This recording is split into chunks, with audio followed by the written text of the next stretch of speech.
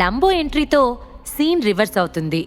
కైలాష్ లంబోని కొనాలని చూసి తన తలకి గన్ గురిపెట్టేలా చేస్తాడు. మీరందరూ కాస్త ఆపుతారా అని పానిక్ అవుతూ అరిచింది మేఘన. తన తండ్రిని అలా టేబుల్పై పెట్టి తల మీద గన్ ఏం చేసి ఉండటంతో అదంతా చూస్తుంటే మేఘనకి చాలా భయంగా ఉంది. శివ, ఇది నీకు ఆటలా ఉందా? మా డాడ్కి ఏమైనా జరిగితే విందా ఫ్యామిలీ నిన్ను వదులుతారని నువ్వనుకుంటున్నావా? వాళ్ళ కోపాన్ని నువ్వు భరించగలవా అని ప్రమోద్ చావుని చూస్తూనే భయంతో అన్నది మేఘన. నిజానికి శివ చాలా చిన్న మ్యాటర్ అని అనుకున్నారు, కానీ ఇంత సీరియస్ అవుతుందని ఎవ్వరూ ఎక్స్పెక్ట్ చేయలేదు. కైలాష్కి ఏమైనా జరగరాంది జరిగితే అక్కడితో ఆ బ్లాక్ టైగర్ చరిత్ర కూడా ముగిసిపోతుంది. నిజానికి అదే అసలు విందా ఫ్యామిలీ పవర్. ఇక్కడ జరిగేది ఏది చిన్న విషయం కాదు. శివ, నువ్వేదైనా చెప్పాలనుకుంటే మాట్లాడొచ్చు కదా, ఇంత గొడవ చేయాల్సిన అవసరం ఉందా అని చాలా చిన్నగా అన్నాడు కైలాష్. శివ సైలెంట్గా సైడ్ స్మైల్ ఇస్తూ కైలాష్ని చూస్తున్నాడు. సరే, ఇదంతా ఇక్కడితోనే ఆపేసే శివ. ఇప్పుడు నా కూతుర్ని తీసుకొని ఇక్కడి నుంచి వెళ్ళిపోతాను. నన్ను వెళ్ళనివ్వమని మీ వాళ్ళకి చెప్పు. తన తల దగ్గర గన్కి లంబో మీదున్న భయానికి తన గుండె ఏ క్షణంలోనైనా ఆగిపోతుందన్న భయంతో ధైర్యం కూడా తీసుకుని అన్నాడు కైలాష్. శివ టీ ఫినిష్ చేసి నెమ్మదిగా అక్కడి నుంచి లేచి కైలాష్ దగ్గరికి వెళ్ళాడు. ఆ మాట నువ్వు రాసివ్వగలవా అని అన్నాడు శివ. నెక్స్ట్ సెకండ్ అతని ముఖం మీద పడ్డ దెబ్బకి అతని మొహం మొత్తం ఎర్రగా అయిపోయింది. అయినా అతని కళ్ళల్లో ఏమాత్రం పశ్చాత్తాపం కలగలేదు. అసలు నీకు ఏ అర్హత ఉందని నాతో రాజీకి రావాలనుకుంటున్నావు హా అని అన్నాడు శివ.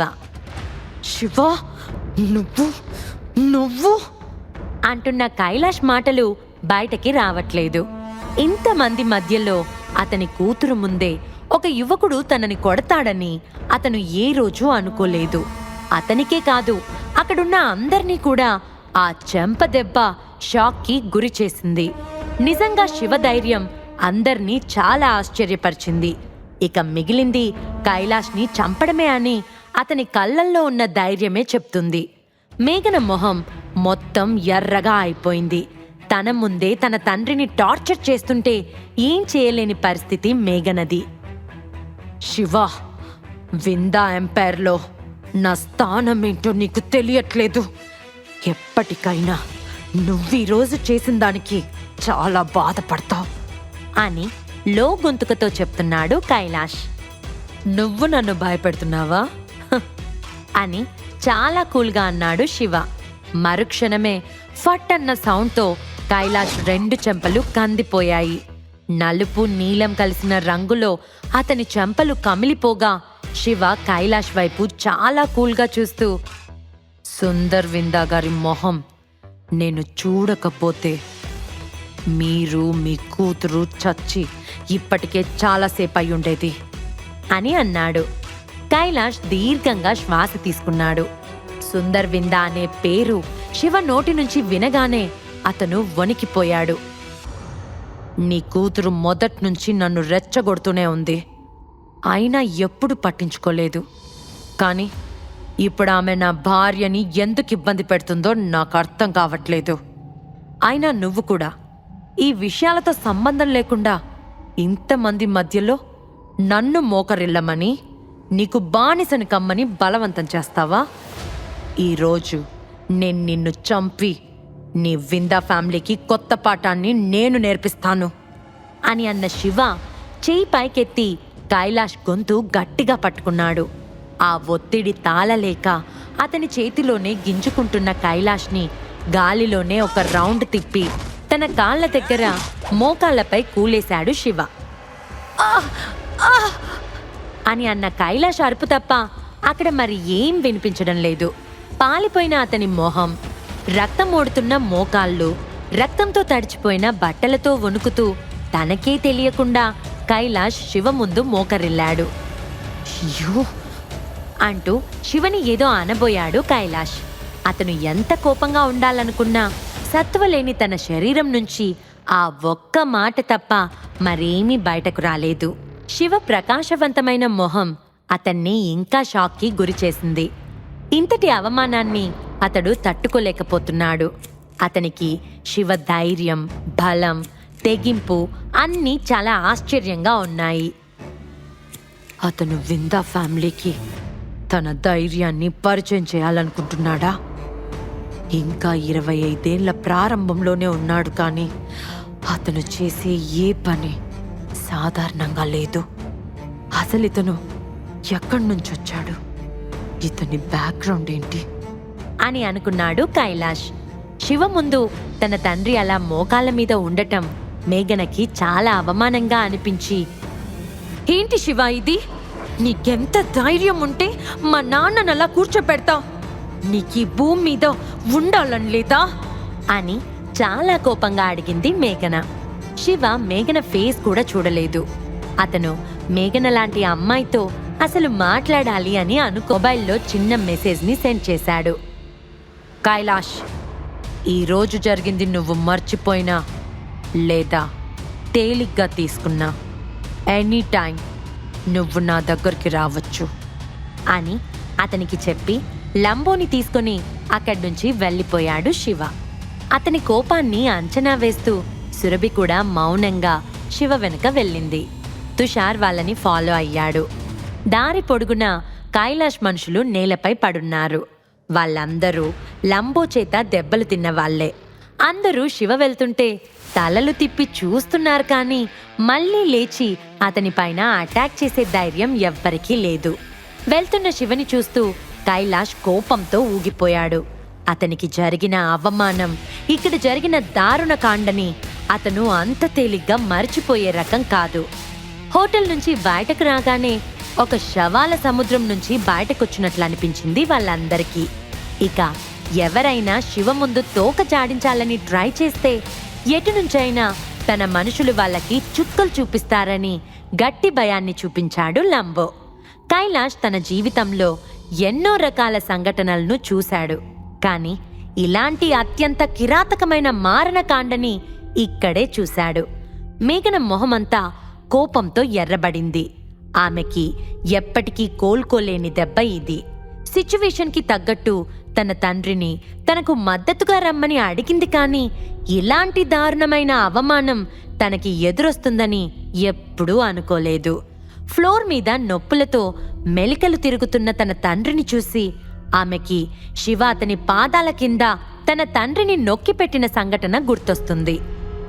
సార్, ఇక మన వాళ్ళని వెళ్ళమని చెప్పనా అని సంకోచంగా అడిగాడు బ్లాక్ టైగర్. కైలాష్ ఆన్సర్ చేసే పొజిషన్లో లేడు. అక్కడి నుంచి బయటకు రాగానే గట్టిగా కళ్ళు మూసుకున్నాడు శివ.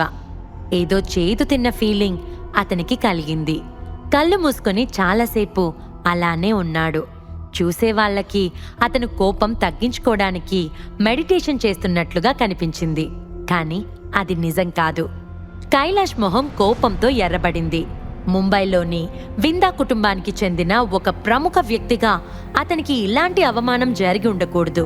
అందుకే అతను ఇది జీర్ణించుకోలేకపోతున్నాడు. డాడీ, శివకి తుషార్తో మంచి సంబంధాలున్నట్లు తెలిసాయి కదా, ఇంకా అతని చుట్టూ ఉన్న బాడీ గార్డ్స్, ఇవన్నీ అతన్ని ఎప్పుడూ విజయం వైపే నిలబెడతాయి అంది మేఘన. ఎందుకో ఈ మాటలకి ఆమె రాజీ పడాలి అనుకోవట్లేదు, కానీ ఆమె ఆలోచనలు మాత్రం అదే నిజమని చెప్తున్నాయి.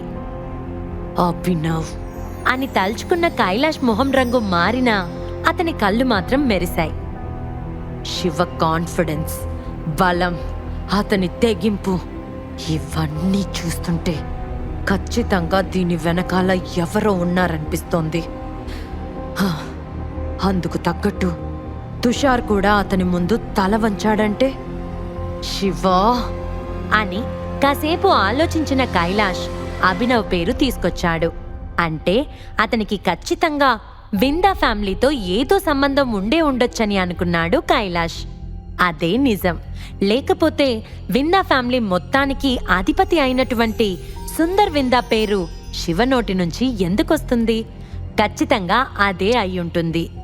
లేకపోతే మామూలు ప్రజలకు విందా ఫ్యామిలీతో తలపడే ధైర్యం, అహంకారం ఎక్కడి నుంచొస్తాయి అని నిర్ధారణకొచ్చాడు కైలాష్. డాడీ, మీరిది ఈజీగా తీసుకోకండి. ఇదిక్కడితో వదిలేస్తే మీరు ఎదురు తిరిగే వాళ్ళు ఎక్కువైపోతారు. మనం వెంటనే స్టాలిన్ని హెల్ప్ అడుగుదాం. అతనికి ముంబైలో చాలా పరిచయాలున్నాయి. అదొక్కటే కాదు, ఇక్కడ జరిగిన ప్రతి ఒక్కటి అతనికి చెప్పి విందా ఫ్యామిలీ ఎంత బాధపడుతుందో కూడా చెప్పాలి. ముఖ్యంగా శివ ఆ ఓల్డ్ మ్యాన్ పేరు ఎందుకు తీసుకొచ్చాడో తెలుసుకోవాలి అని అన్నది మేఘన.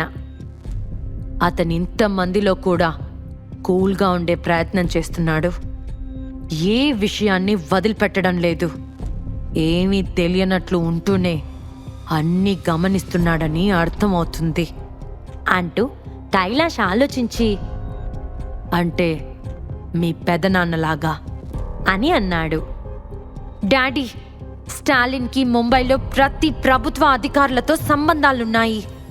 అతను ముంబై అండర్ వరల్డ్ డాన్తో కూడా తన సంబంధాలు కొనసాగిస్తున్నాడు. అతడికి ముంబైలో చాలా పవర్ ఉంది అండ్ అభిని కూడా డీల్ చేయగలడు అంటూ మేఘన తన తండ్రికి కొన్ని సలహాలు ఇచ్చింది. పెదనాన్న మనకి సహాయం చేయడానికి సిద్ధంగా ఉంటే మిగతా ఇద్దరు పెదనాన్నలు ఖచ్చితంగా సహాయం చేయడానికి ముందుంటారు.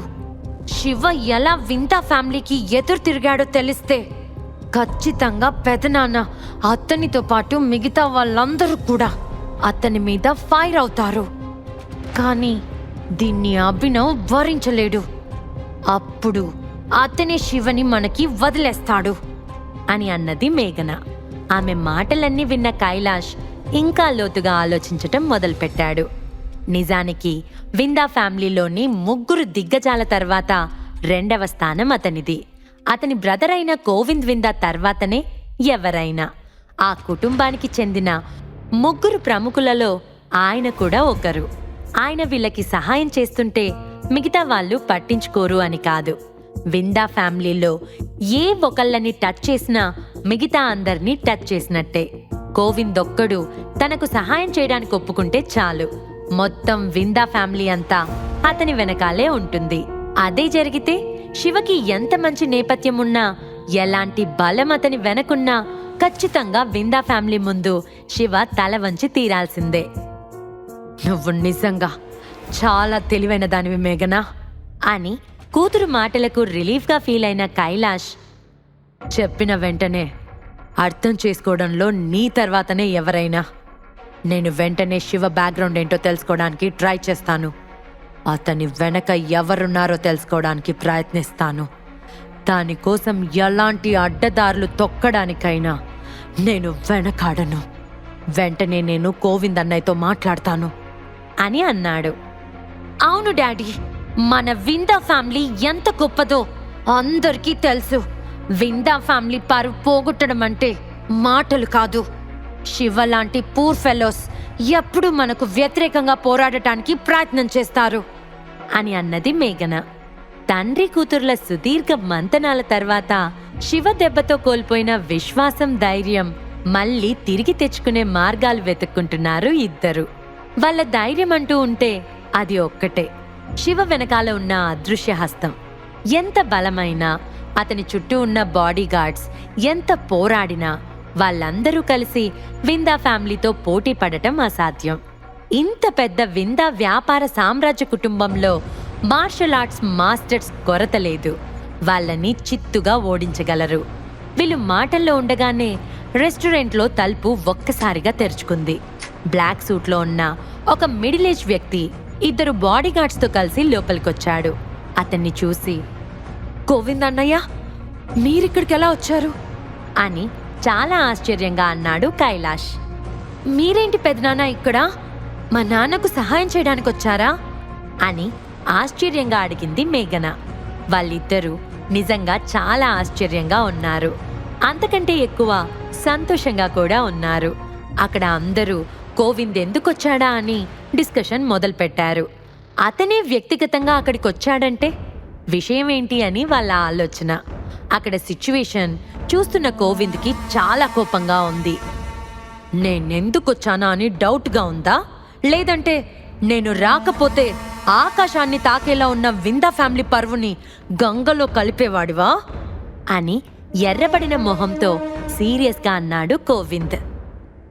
అంటే ఏంటన్నయ్యా, మేము విందా ఫ్యామిలీ పరువు తీస్తున్నామని మీ ఉద్దేశమా అని షాక్ అవుతూ అడిగాడు కైలాష్. గోవింద్ తనని ఎందుకు మందలిస్తున్నాడో కైలాష్కి అర్థం కావట్లేదు. శివ మెసేజ్తోనే గోవింద్ అక్కడికొచ్చాడా? శివ ఎవరో తెలిస్తే అప్పటి వరకు అతని మీద కుట్రలు చేసిన తండ్రి కూతుర్ల పరిస్థితి ఏంటి? ఇప్పుడు విందా ఫ్యామిలీ ఎలాంటి స్టెప్ తీసుకోబోతోంది? ఈ ప్రశ్నలకు సమాధానాలు తెలుసుకోవాలంటే నెక్స్ట్ ఎపిసోడ్ వినాల్సిందే. క్రింద ఇచ్చిన లింక్ ని క్లిక్ చేసి పాకెట్ ఎఫ్ఎం యాప్ ని ఇన్స్టాల్ చేసుకోండి. Stay tune to pocket FM.